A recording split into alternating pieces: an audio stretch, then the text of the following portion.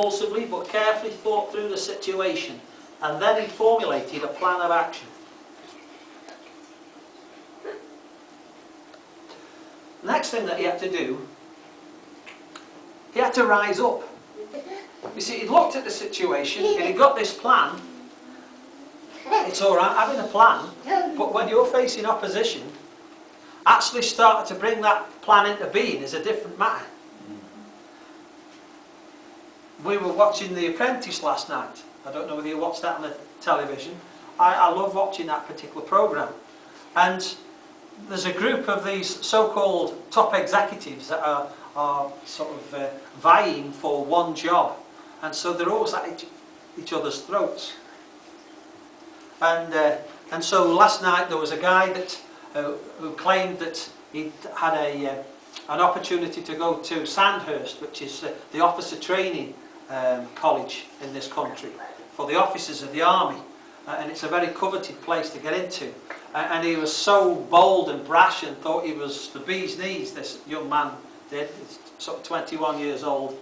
Last night it was his opportunity to lead one of the teams, and he made a rat pig's ear of it. And at the end of it, he was so subdued, he was completely different to how he'd been for the rest of the programmes that have gone before. And the difficulty they have is, because they're competing to win this job, they aren't necessarily going to be helpful in the team with you. So they help you to some extent, but they're looking to backstab you. And they're trying and find one way to make themselves look good and make you look bad. So it's a very difficult situation for a moment. And so each one of these team leaders, when they're faced with a problem, the challenge that they've got, they have to formulate a plan. But when they bring that plan out and start to share it with the other members of their team, some of them are going to be helpful, but there's some that are doing the backstabbing and actually trying to just speak this plan out in front of people that aren't going to be helpful. It takes a lot of spiritual resolve. This is where this young man suddenly faced the reality of he wasn't up to it. It said that how wonderful he would be in battle with bullets going off around him and explosions and people being shot. He says, I'm the kind of person that can work well under pressure. Well, he wasn't under that level of pressure. He was just in a job situation with some awkward people, and he found it very, very difficult. And we have to understand that opposition, when you start to face opposition, that's when you really start to face the test. And years ago, when I first became a Christian, in Compton on Good Friday, they have a march from one of the Methodist churches with a cross. And they walk down a little street called Little Street, and then straight onto the main street, and then they walk up to the bank and they plant the cross, and then there's a big open air service. And this year there were about 400 people there. And the first time I went to this service, I decided to walk down behind the cross. And they give you a little hymn sheet, and everybody walks along. And so we walked down Little Street, and I was happy as a pig in muck until I walked out of Little Street onto the main street, when suddenly I felt like I'd been branded Christian on my forehead. And as I walked out to that street, I suddenly was aware that everybody on that street was looking at me, and that people had known me. And that suddenly it was the first time I was going to say to the world that I'm a Christian. And fear hit me like I'd never known it. As I was walking down there, I thought, this hymn sheet's not big enough for me hide behind. You know, because I want to disappear. And I'm walking along behind these people, and it was the first time I ever faced that. And it was so real. And then when I've been out evangelising out on the street, and when you're building yourself up to go out evangelising, you face that kind of fear again. And if anybody doesn't believe there are demonic forces out there, you come out evangelising with me, and you'll face it. Because you'll face fear. You'll face it there. You'll face the opposition that comes. And that's the reason why so many people don't go evangelising, because they don't want to overcome that fear. They just don't want to face it. It's real. It's opposition. And it's what we face.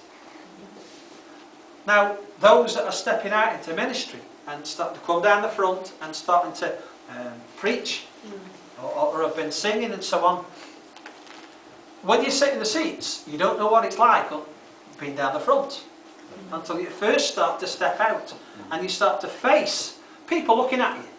Now, in here, most people smile at you. And so, it's not as though you're facing real opposition.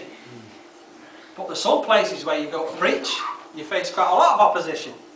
And especially if you stand on the street and start to preach, I've had people shout at me and everything, you know. And that's nothing in comparison to what some people have faced when they've preached on the street. It's real opposition. You start to face it. And so it's one thing to have a plan.